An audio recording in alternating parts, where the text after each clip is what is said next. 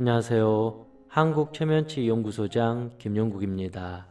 오늘은 불만을 표현하는 8가지 방법에 대해서 공부해 보도록 하겠습니다.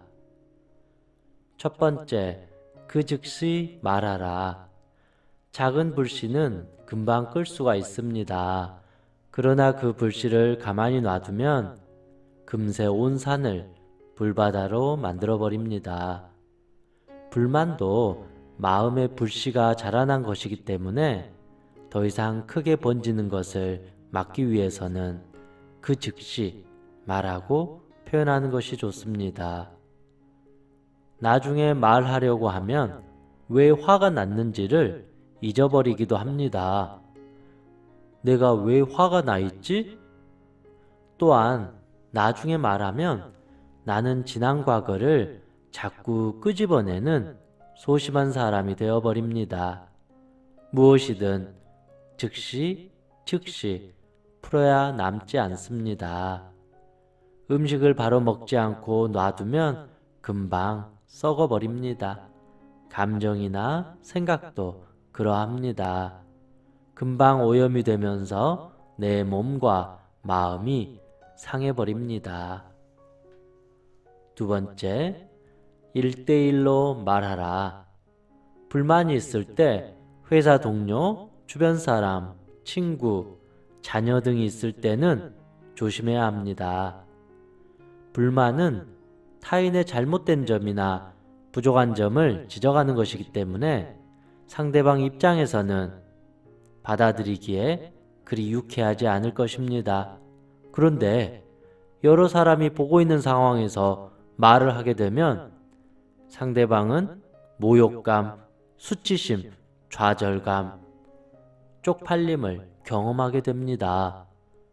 상대방에게 벌을 주려거나 모욕감을 주려고 해서는 안 됩니다.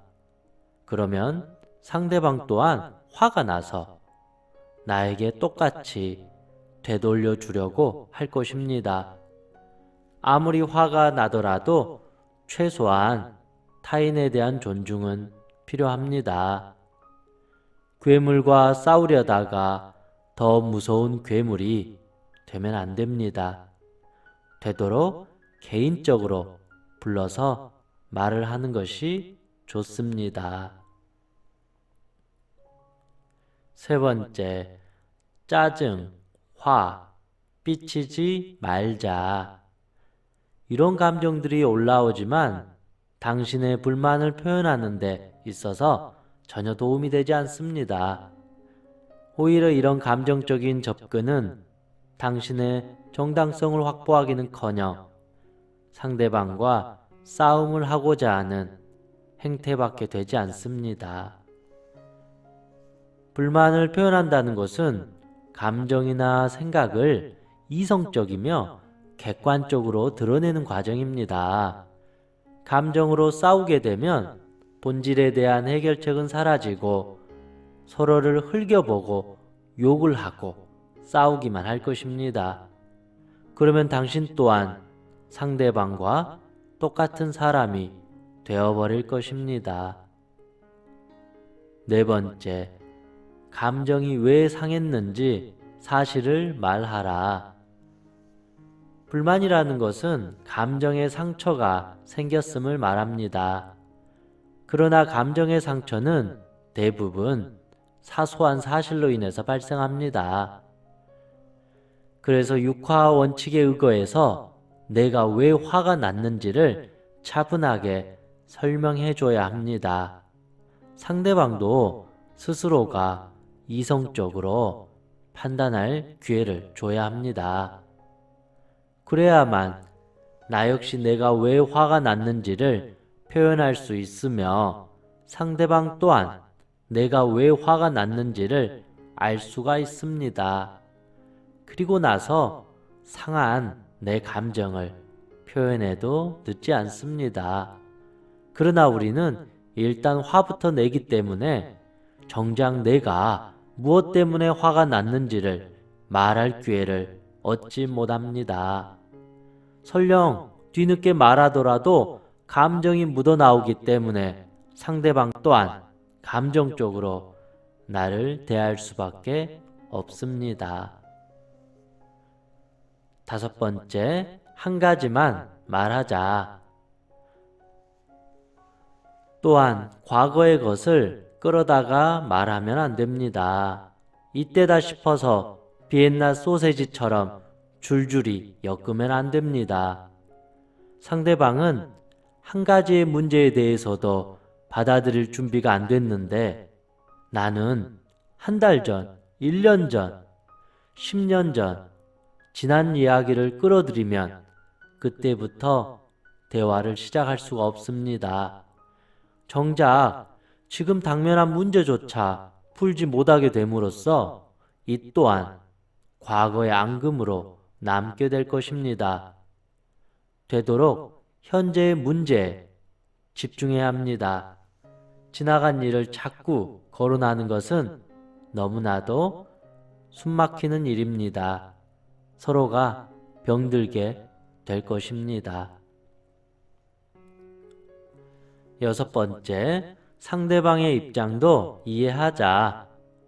인간관계는 관계 속에서 문제가 생겨납니다. 즉, 나만 피해자가 아니라는 것입니다. 손뼉도 마주쳐야 소리가 나는 법입니다. 너무 나만 피해자라는 생각을 가지면 안 됩니다.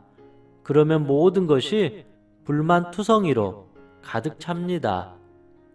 그런 사람을 우리는 부정적인 사람이라고 말합니다. 내가 불만을 표현할 때 상대방의 입장도 어느 정도 이해해야 할 것입니다. 내가 기분 나쁘다고 해서 상대방에게 욕을 하면 상대방은 기분이 어떠할까요? 불만의 표현은 화를 내는 거나 상대방을 괴롭히려는 것이 아닌 내 감정을 건강하게 표현해 나가는 소통에서 시작되어야 합니다. 혼자서 사는 세상이 아닙니다. 내 생각대로, 내 감정대로 막 사는 세상도 아닙니다.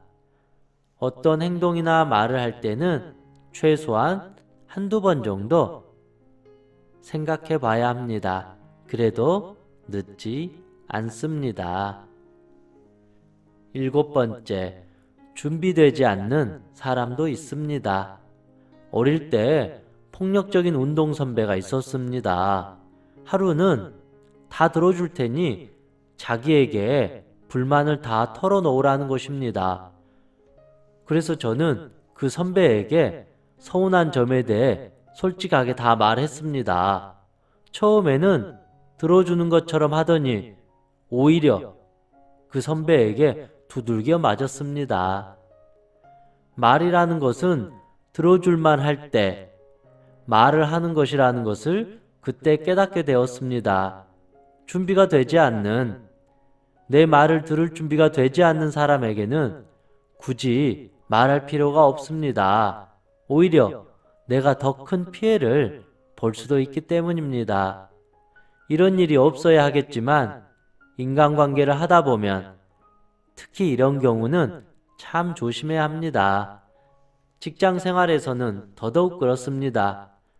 자신을 속이고 거짓말을 해서는 안 되지만 너무 속마음을 고지곳대로 다 털어놓으면 안 됩니다. 나의 순진함이 오히려 나의 발목을 잡게 될지도 모릅니다. 사람 봐가면서 말을 해야 합니다. 8번째, 불만을 표현할 때 득과 실을 따지자. 좋은 말을 해도 이상하게 들릴지도 모릅니다. 오해가 생기는 경우도 많습니다. 그런데 하물며 불만을 표현하는 것은 상당히 조심스러운 과정입니다. 그래서 항상 자신에게 어떤 도움이 될지를 잘 생각해야 합니다. 또한 스스로가 책임질 수 있는 범위 내에서 말을 해야 합니다. 지금 당장 속 시원해지는 것이 다가 아닙니다. 지금부터 더 좋은 관계를 형성하기 위한 과정이라는 것을 명심해야 합니다. 그렇지 않고 무턱대고 감정적으로 접근하게 되면 오히려 더욱더 관계는 어색해지고 불편해질지 모릅니다. 정답은 없습니다. 내 마음 하나도 제대로 모릅니다. 타인의 마음을 아는 것은 10배 더 어렵습니다. 나와 타인이 관계를 풀어가는 것은 100배 더 어렵습니다. 결국 내가 마음이 넓어서 사소한 일에 상처받거나 기분 나쁘지 않는 것이 그나마 제일 좋은 방법인 듯 싶습니다. 내 스스로가 자꾸 예민해지고 부정적인 사람이 되면 사소한 것 하나가 다 짜증나고 불만이 될 것입니다. 봄에는 먼지가 날린다고 짜증낼 것이고, 여름은 덥다고 짜증낼 것이고, 가을은 마음이 외로워진다고 짜증낼 것이고, 겨울은 너무 춥다고 짜증낼 것입니다. 일단 내 마음을 건강하고 지혜롭게 잘 다스리는 것이 제일 중요하다고 생각합니다. 이상 행복체면사 청명이었습니다. 감사합니다.